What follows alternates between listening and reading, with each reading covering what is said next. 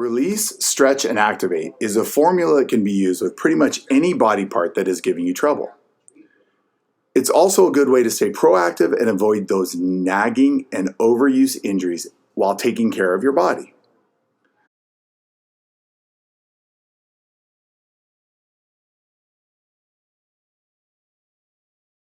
Let's start with the foam roller on the back of your calves, scanning to find the hot spots where the tissue feels a little tighter and maybe even a gritty.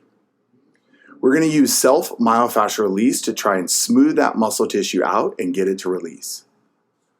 You can create more pressure on your calves if you need it by crossing one leg on top of the other, remembering to work both the inside and outside of the shin.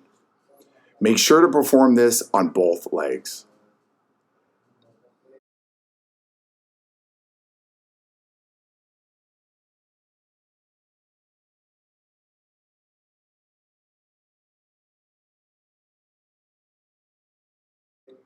After spending some time releasing calves, you can transition to the front of your shins, moving up and down, finding those hot areas and releasing that tissue.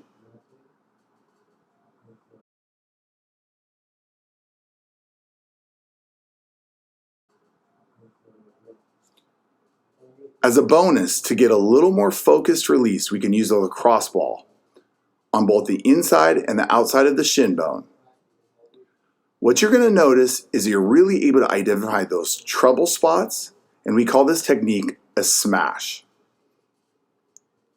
Regardless of whether you're using a foam roller, a lacrosse ball, or stretching, make sure that you continue to belly breathe in a rhythmic way.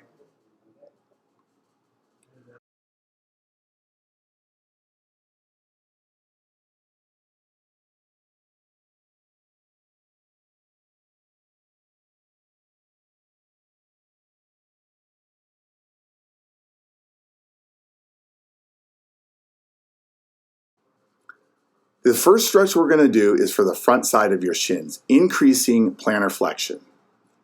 This is an easy way to stretch the front part of your shins, and if you need a little deeper of a stretch, you can use blocks or something to kind of take your body a little further away from the ground.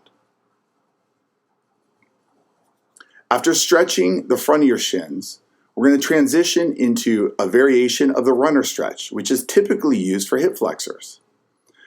In this case, we're going to be focusing on the ankle and opening up that ankle joint by taking that front knee over the ankle as far as you can go, pain-free, while keeping your heel on the ground.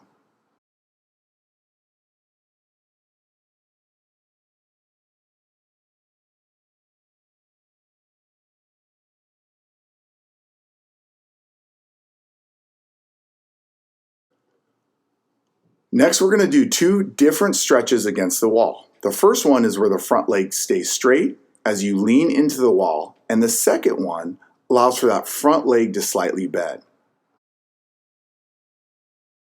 Using both variations to stretch against the wall, you're able to isolate different muscles in your calves, named soleus and the gastrocs.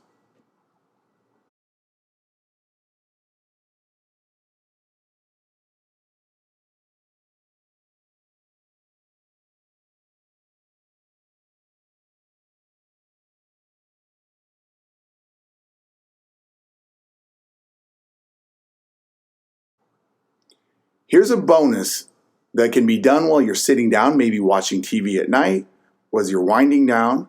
You're going to use your hand to push and pull your foot, stretching the various muscles in your shin.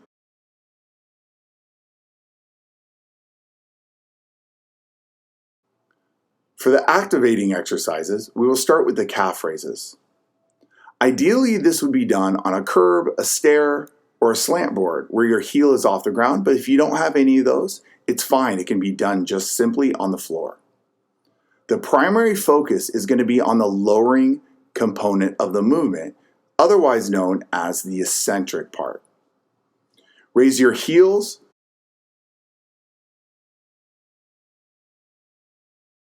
The next activation exercise can be done against a wall. Lifting your toes as high as they can go, contracting the shin muscles, creating dorsiflexion, and then returning them flat to the ground. As a bonus, you can walk on your heels only keeping your toes off the ground.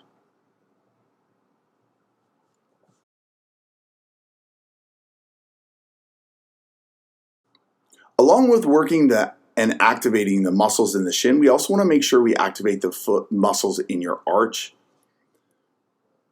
You can use a towel on the floor as you curl your toes, pulling the top of the towel towards you.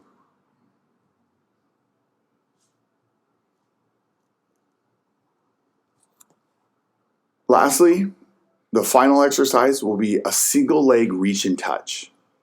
While balancing on one leg, reach out as far as you can, keeping yourself stable, lightly touching the ground with your toe in the front, on the side, and behind you. Make sure to work both sides.